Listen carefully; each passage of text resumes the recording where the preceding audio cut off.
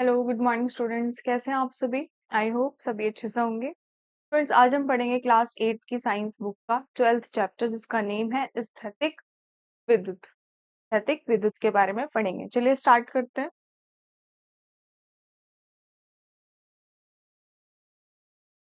Friends, यदि कोई वस्तु रगड़ने के बाद किसी अन्य वस्तु को अपनी ओर आकर्षित करती है तो वस्तु को विद्युत आवेशित अथवा विद्युत कहते हैं। और वस्तु में एक विशेषता ये आ जाती है जिसे विद्युत आवेश कहते हैं। और इस प्रकार वस्तु में उत्पन्न आवेश प्रवाहित नहीं होता है बल्कि स्थिर अवस्था में रहता है, और इसी कारण इस प्रकार की विद्युत को स्थिर विद्युत कहते हैं। एबोनाइट, कांच या प्लास्टिक आदि से बनी छड़ों को ऊनी, रेशमी अथवा पलालेन के कपड़े से रगड़कर आसानी से आवेशित किया जा सकता है। विद्युत आवेश क्या होता है? सभी प्रकार के द्रव्य परमाणुओं से मिलकर बने हैं। परमाणु भी छोटे छोटे कणों से मिलकर बना होता है, जिसमें एक नाभिक होता है। नाभिक के भीतर प्रोटॉन तथा न्यूट्रॉन पाए जाते हैं। ये नाभिक है। नाभिक में आपको प्रोटॉन और न्यूट्रॉन मिलेगा, और इसमें के परमाणु में बाहर की तरफ इलेक्ट्रॉन्स पाए जाते हैं, जबकि नाभिक के बाहर इलेक्ट्रॉन पाए जाते हैं। इलेक्ट्रॉन और प्रोटॉन में विद्युत आवेश की मूलभूत विशेषता पाई जाती है। हालांकि दोनों कणों में विद्युत आवेश की प्रकृति समान नहीं होती। प्रोटॉन धनावेशित होते हैं, जिसे हम प्लस चिन्ह से प्रदर्शित करते हैं, और न्यूट्रॉन कैसे होते हैं? उदासीन होते हैं, ना वो पॉजिटिव होते हैं ना वो नेगेटिव होते हैं। इनमें कोई विद्युत आवेश नहीं होता। और जो इलेक्ट्रॉन्स होते हैं वे नेगेटिव होते हैं, यानी कि ऋणात्मक होते हैं। नाउ, विद्युत आवेश का विकास किस किस प्रकार हुआ था स्टूडेंट्स? विद्युत आवेश का विकास देखेंगे किस प्रकार हुआ था। परमाणु में इलेक्ट्रॉनों और प्रोटॉनों की संख्या सदैव बराबर होती है। इलेक्ट्रॉन और जो प्रोटॉन है वो बराबर होते हैं, अतः कुल धनावेश और कुल ऋण आवेश परस्पर समान होते हैं, और इस प्रकार परमाणु विद्युत उदासीन होता है। यदि सभी परमाणु विद्युत उदासीन होते हैं तो फिर गुब्बारा अथवा बलों का किनारा आवेश का अनुभव किस प्रकार करता है? इनमें आवेश कहाँ से आता है? और इसका उत्तर इलेक्ट्रॉन के उस विशेष गुण में दिया गया है जो प्रोटॉन में नहीं होता। और इलेक्ट्रॉन गति करने के लिए स्वतंत्र होते हैं, जबकि प्रोटॉन नाभिक में बंद होते हैं। और कुछ पदार्थों में इलेक्ट्रॉन और नाभिक में रहने वाले प्रोटॉनों के बीच आकर्षण इतना कम होता है कि परमाणु से इन इलेक्ट्रॉनों को आसानी से अलग किया जा सकता है। आप इस डायग्राम में देख सकते हैं कि क्या हुआ है। इसमें ऊपर दिखाए गए व्यवस्था में चट्टान में स्थैतिक ऊर्जा इसमें उत्पन्न हो रही है, और इसके नीचे गिरने वाले स्थैतिज ऊर्जा गतिज ऊर्जा में बदल जाती है इन चट्टानों में। नाउ, अब आता है आपका विभवांतर। विभवांतर विभवांतर क्या होता है? विद्युत धारा इलेक्ट्रॉनों का प्रवाह है। विद्युत ऊर्जा को स्थानांतरित कर देती है। पहाड़ों की ऊंचाई पर स्थित चट्टान में स्थितिज ऊर्जा होती है, और यदि चट्टान नीचे गिरती है तो स्थितिज ऊर्जा गतिज ऊर्जा में परिवर्तित हो जाती है। पृथ्वी के गुरुत्वीय आकर्षण के कारण विद्युत चट्टान नीचे गिरती है। और जब एक प्लास्टिक की छड़ को ऊन से रगड़ते हैं तो इलेक्ट्रॉन ऊन से छड़ में स्थानांतरित हो जाता है, और छड़ ऋणावेशित है। और छड़ों में पाए जाने वाले इलेक्ट्रॉनों में स्थितिज ऊर्जा होती है। और यदि आवेशित छड़ को एक धातु तार के द्वारा उसे अगर लपेटें तो इलेक्ट्रॉन तार द्वारा छड़ से ऊन में प्रवाहित होगा, और इलेक्ट्रॉनों की विद्युत स्थितिज ऊर्जा गतिज ऊर्जा में परिवर्तित हो जाती है। इलेक्ट्रॉन अधिक सांद्रण वाले स्थान से निम्न सांद्रण वाले स्थान की ओर गति करता है। इलेक्ट्रॉन के कारण ही बिंदुओं के बीच विद्युत स्थितिज ऊर्जा में अंतर विभवांतर कहलाता है। धारा उच्च विभव से निम्न विभव की ओर हमेशा बहती है। विद्युत धारा की प्रकृति तथा स्रोत किस प्रकार होते हैं? विद्युत से मुक्त इलेक्ट्रॉन धातु से इलेक्ट्रॉन होते हैं।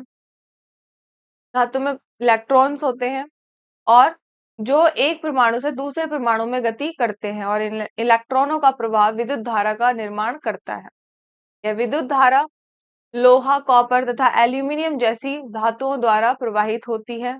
टॉर्च, रेडियो, ट्रांजिस्टर तथा विभिन्न प्रकार के उपकरणों जैसे खिलौनों आदि में शुष्क सेल या बैटरी का प्रयोग होता है। प्रत्येक सेल या बैटरी में दो टर्मिनल्स होते हैं जो जोड़ने वाले बिंदु होते हैं और ये पॉजिटिव तथा नेगेटिव में प्रदर्शित होता है। ये इक्वल लिखा है, यहाँ पे नेगेटिव होगा।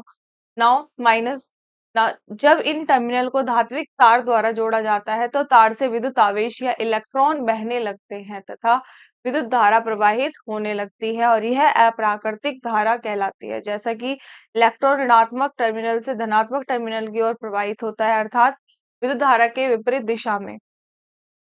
एक कूलाम विद्युत की वह मात्रा जो 1 एम्पियर की धारा सेकंड के लिए किसी बिंदु पर प्रवाहित होती है, धारा मापी एसआई मात्रक का एम्पियर होता है। इसका नामकरण आंद्रे एम्पियर के नाम पर हुआ, जो फ्रेंच भौतिक शास्त्री थे। अमीटर नामक यंत्र का प्रयोग विद्युत धारा को मापने में होता है और 1 एम्पियर वह धारा है जब एक कूलाम का आवेश किसी बिंदु पर 1 सेकंड के लिए परिपथ से बहती है। और यदि चालक से प्रवाहित धारा टी सेकंड में क्यू कूलाम है, जो चालक में प्रवाहित धारा को इस प्रकार प्रदर्शित करती है, 1 ampere coulomb upon T second. ठीक है। विभवांतर का एसआई मात्रक वोल्ट होता है और यह वोल्टेज भी कहलाता है। इसका नामकरण एक इटालियन भौतिक शास्त्र अले अलेजेंड वोल्ट के नाम पर हुआ है और दो बिंदुओं के बीच विद्युत विभवांतर वोल्ट मीटर की सहायता से ही मापा जाता है। स्थैतिक विद्युत क्या होता है? विद्युत इलेक्ट्रॉनों पर निर्भर होती है और क्योंकि इलेक्ट्रॉन प्रवाहित होंगे तभी विद्युत धारा प्रवाहित होगी। ओके, तो विद्युत इलेक्ट्रॉनों पर निर्भर होती है। विद्युत को एक ऊर्जा के रूप में परिभाषित किया जा सकता है जो इलेक्ट्रॉन से संबंधित रहती है और एक स्थान से दूसरे स्थान पर गति करती है। विद्युत तारों में इलेक्ट्रॉनों का प्रवाह सदैव अनवरत नहीं होता। कभी कभी इलेक्ट्रॉन एक वस्तु से दूसरी में प्रवाहित होते हैं और फिर स्थिर हो जाते हैं और इस प्रकार की विद्युत को स्थैतिक विद्युत कहते हैं। स्टैटिक शब्द का तात्पर्य नॉट नॉट मूविंग स्टेशनरी होता है, जिसका हिंदी में अर्थ है अचालित अथवा स्थिर या स्थैतिक। आवेशन की विधियां। किसी पदार्थ वस्तु को स्थिर या स्थैतिक विद्युत आवेश द्वारा आवेशित करने की 3 विधियां हैं: घर्षण, चालन तथा प्रेरण। घर्षण क्या होता है? एक गुब्बारे को कपड़े के एक टुकड़े से रगड़कर आवेशित करना घर्षण द्वारा आवेशन का एक उदाहरण है। गुब्बारे के विरुद्ध कपड़े की गति दोनों वस्तुओं को अलग अलग आवेशित करती है। क्योंकि कपड़े के इलेक्ट्रॉन गुब्बारे के इलेक्ट्रॉनों की अपेक्षा अधिक स्वतंत्र गति में सक्षम होते हैं, अतः कपड़े से इलेक्ट्रॉन गुब्बारों में आ जाते हैं और परिणाम स्वरूप कपड़े में इलेक्ट्रॉन अर्थात आवेशों की कमी होती है और कपड़ा धनावेशित हो जाता है और दूसरी ओर गुब्बारे में इलेक्ट्रॉनों के आने से उससे ऋण आवेशों की अधिकता हो जाती है और वह ऋणावेशित हो जाता है। यदि एबोनाइट की छड़ को फर के साथ रगड़ते हैं तो घर्षण के फलस्वरूप फर और छड़ दोनों आवेशित हो जाते हैं और इलेक्ट्रॉन फिर से छड़ में स्थानांतरित हो जाते हैं। परिणाम स्वरूप पर धनावेशित और एबोनाइट की छड़ ऋणावेशित हो जाती है।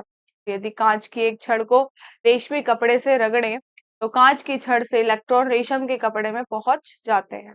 इस प्रकार रेशम का कपड़ा इलेक्ट्रॉन ग्रहण करके ऋणावेशित हो जाता है और कांच की छड़ इलेक्ट्रॉन होकर धनावेशित हो जाती है। निष्कर्ष देखें तो दो वस्तुएं परस्पर रगड़ी जाती हैं तो दोनों ही आवेशित हो जाती है और आवेश की मात्रा दोनों वस्तुओं पर समान होती है, किंतु उनकी प्रकृति विपरीत होती है। और इस विधि से लोहे, तांबा और एल्यूमिनियम जैसे पदार्थों को आवेशित करना संभव नहीं है, क्योंकि इन पदार्थों में इलेक्ट्रॉन काफी दृढ़ता से बंधे होते हैं। नाउ चालन। चालन द्वारा वस्तुओं पदार्थों को आवेशित करने की विधि में वस्तुएं परस्पर सीधे संपर्क में रहती हैं। चालन में इलेक्ट्रॉन एक वस्तु से संपर्क वाली दूसरी वस्तु की ओर गति करते हैं और दूसरे शब्दों में कोई वस्तु जब किसी आवेशित वस्तु के संपर्क में आती है तो वे आवेशित हो जाती हैं। और कुछ ऐसे तत्व हैं जिनमें इलेक्ट्रॉनों का प्रवाह स्वतंत्रता पूर्वक होता है, उन्हें सुचालक कहते हैं और उन्हीं सुचालक में ही विद्युत धारा प्रवाहित होती है। जैसे चांदी, तांबा, एल्यूमिनियम, ये सभी मेटल होते हैं, ये सभी सुचालक हैं। मरकरी, पारा, यदि ये सभी सर्वोत्तम सुचालक हैं। और ऐसे पदार्थ जिनमें इलेक्ट्रॉनों का स्वतंत्र चालन नहीं होता है वे कुचालक कहलाते हैं। रबर, कांच, लकड़ी, प्लास्टिक और वायु आदि सर्वोत्तम कुचालक हैं। चालन की क्रिया में आवेशित वस्तु अपने संपर्क में आने वाली वस्तु को समान मात्रा में आवेश स्थानांतरित करती है। नौ, प्रेरण। प्रेरण क्या होता है? प्रेरण में विद्युत आवेशों का पुनर्विस्थापन होता है और प्रेरण के लिए किसी उदासीन वस्तु को सिर्फ आवेशित वस्तु के निकट लाना होता है। उन्हें संपर्क में लाने या रखने की आवश्यकता नहीं होती है। उदाहरण के लिए ऋणावेशित एबोनाइट छड़ प्रेरण द्वारा अपने आसपास बिखरे कागज के टुकड़ों को अपनी ओर खींच लेती है और कागज के टुकड़े में उपस्थित विद्युत आवेश स्वयं को इस प्रकार व्यवस्थित करते हैं कि वे आवेशित एबोनाइट छड़ के साथ हो जाते हैं। एबोनाइट छड़ के बिल्कुल निकट कागज के क्षेत्र में इलेक्ट्रॉन होते हैं। परिणाम स्वरूप छड़ के पास का यह स्थान धनावेशित हो जाता है, क्योंकि ऋण और धन आवेश एक दूसरे को अपनी ओर आकर्षित करते हैं, अतः टुकड़े छड़ से चिपक जाते हैं। तो आप ये देख सकते हैं एक सिरा इसका पॉजिटिव है और एक सिरा इसका नेगेटिव है। कागज के कुछ टुकड़े हैं एबोनाइट की, ऋणावेशित छड़ इसके पास लेकर आएंगे, इलेक्ट्रॉनों की गति आप देखते हैं कि किस प्रकार होती है। उदासीन वस्तु आवेशित वस्तु के निकट लाए जाने पर आवेशित हो गई, यानी कि जो उदासीन वस्तु है उसे जब आवेशित वस्तु के पास सिर्फ लाना होता है, दिस इज कॉल्ड प्रेरण। तो ये भी कैसी हो जाती है? आवेशित हो जाती है और इस आवेश की मात्रा उतनी ही जितनी आवेशित वस्तु की है उतनी ही होती है। इलेक्ट्रोस्कोप क्या होता है? इलेक्ट्रोस्कोप विद्युत आवेशों की पहचान इलेक्ट्रोस्कोप के माध्यम से की जाती है। इलेक्ट्रोस्कोप में एक धातु की छड़ होती है जिसके शीर्ष पर नॉब होती है और इसके निचले सिरे से धातु की दो पत्तियां जुड़ी होती हैं और इस छड़ को पहले एक छिद्रीय रबर स्टॉपर में और बाद में एक फ्लास्क में फिट किया जाता है और इस फ्लास्क के छड़ का निचला हिस्सा और धातु की दोनों पत्तियां होती हैं। एक आवेश रहित इलेक्ट्रोस्कोप में धातु की पत्तियां बिल्कुल सीधी लटकी रहती हैं और जब फ्लास्क के ऊपर छड़ के नॉब से कोई आवेशित वस्तु संपर्क करती है तो विद्युत आवेश उसमें प्रवेश करता है और छड़ के सहारे पत्तियों तक पहुंचता है और अब पत्तियां एक दूसरे से दूर हो जाती हैं और पत्तियों का एक दूसरे से दूर होना दर्शाता है कि उनमें आवेश आ गया है। बी देखेंगे, आवेशन के पश्चात दोनों पत्तियों के समान आवेश आ गया है, इसलिए वे एक दूसरे को प्रतिकर्षित करती हैं। इलेक्ट्रोस्कोप को चालन द्वारा आवेशित किया जा सकता है। किसी आवेशित वस्तु को सीधे इलेक्ट्रोस्कोप की नॉब के संपर्क में लाया जा सकता है। उदाहरण के लिए यदि एक ऋणावेशित एबोनाइट छड़ को नॉब से संपर्क कराया जाता है तो एबोनाइट छड़ के इलेक्ट्रॉन नॉब से होते हुए इलेक्ट्रोस्कोप की छड़ में पहुंच जाएंगे और छड़ के सहारे उसके निचले हिस्से पर लगी धातु की पत्तियों तक। इस प्रकार दोनों पत्तियां ऋणावेशित हो जाएंगी और प्रतिकर्षित होकर एक दूसरे से दूर हो जाएंगी।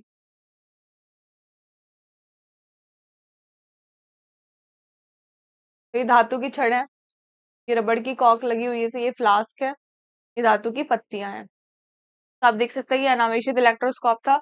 अब ये है एबोनाइट की छड़ द्वारा आवेशित इलेक्ट्रोस्कोप। ये इलेक्ट्रॉन प्रतिकर्षित होते हुए दिखेंगे। ये एबोनाइट की ऋणावेशित छड़ है जिसपे नेगेटिव चार्जेस हैं। नाउ ये धनावेशित है जिसपे पॉजिटिव चार्ज है। ये इलेक्ट्रॉन को आकर्षित होते हुए दिखा रहे हैं। ये एरो शो कर रहा है, यहाँ से ये प्रतिकर्षित हो रही है, एरो उधर की तरफ है और ये आकर्षित होता है पॉजिटिव चार्जेस। तो कांच की छड़ द्वारा आवेशित इलेक्ट्रोस्कोप। वस्तु पर आवेश की प्रकृति पहचानना। माना कि इलेक्ट्रोस्कोप में धातु की पत्तियों पर ऋणावेशित है और अब जब जिस वस्तु का परीक्षण करना है इसे इलेक्ट्रोस्कोप की नॉब के बिल्कुल निकट लाएंगे। यदि पत्तियों का प्रतिकर्षण बढ़ता है तो वस्तु ऋणावेशित होगी और अगर पत्तियों का फैलाव या प्रतिकर्षण घटता है तो नॉब के निकट लाई वस्तु धनावेशित होगी। प्रकृति में आवेश तड़ित करता है। तड़ित क्या होता है स्टूडेंट्स? जब इलेक्ट्रॉन एक वस्तु से दूसरी वस्तु पर जाते हैं तब विश्राम अवस्था में आवेश का निर्माण करते हैं और ये वस्तुओं को छोड़ देते हैं और ये अतिरिक्त वायु में चले जाते हैं। कभी कभी ये इलेक्ट्रॉन अन्य वस्तु पर चले जाते हैं और आवेशित वस्तु अपनी स्थैतिक विद्युत को खो देती है तथा उदासीन हो जाती है। किसी वस्तु के द्वारा अपना विद्युत आवेश या स्थैतिक विद्युत ऊर्जा खो देने की घटना कहलाती है। कभी कभी यह विलोपन की घटना धीमी गति से होती है, परंतु कभी कभी यह बहुत तीव्र गति से होती है। विद्युत विलोपन का एक उदाहरण तड़ित भी है। वास्तव में तड़ित बादलों के बीच अथवा बादल और धरती के बीच उत्पन्न विद्युत की चिंगारी है। तड़ित किस प्रकार उत्पन्न होती है? आंधी तूफान में बादलों के कण हवा द्वारा घूमने लगते हैं और इस प्रकार घर्षण से धन और ऋण आवेश अलग अलग हो जाते हैं। यदि ऋणावेशित बादल का टुकड़ा धरती के निकट पहुंच जाता है तो पृथ्वी की वस्तुएं प्रेरण के कारण धनावेशित हो जाती हैं और इस बादल के टुकड़े से इलेक्ट्रॉन निकलकर पृथ्वी की ओर लगते हैं और तेजी से होने वाली इस क्रिया के परिणाम स्वरूप तेज तेज बिजली चमकती है और इस प्रकार की बिजली इलेक्ट्रॉनों के बादल के एक टुकड़े से दूसरे टुकड़े में जाने पर भी उत्पन्न होती है। जब वायु के माध्यम में इलेक्ट्रॉन इलेक्ट्रॉन इस प्रकार गति करते हैं तो तीव्र रोशनी और भारी मात्रा में ऊष्मा उत्पन्न होती है। इस प्रकार हमें आकाश में बिजली चमकती दिखाई पड़ती है और यह बिजली काफी खतरनाक मात्रा तक विद्युत ऊर्जा रखती है। औसतन एक बार बिजली चमकने की प्रक्रिया में करीब 6 बिलियन इलेक्ट्रॉनों का बादल और पृथ्वी के बीच आदान प्रदान होता है। अब है भूसंपर्कन।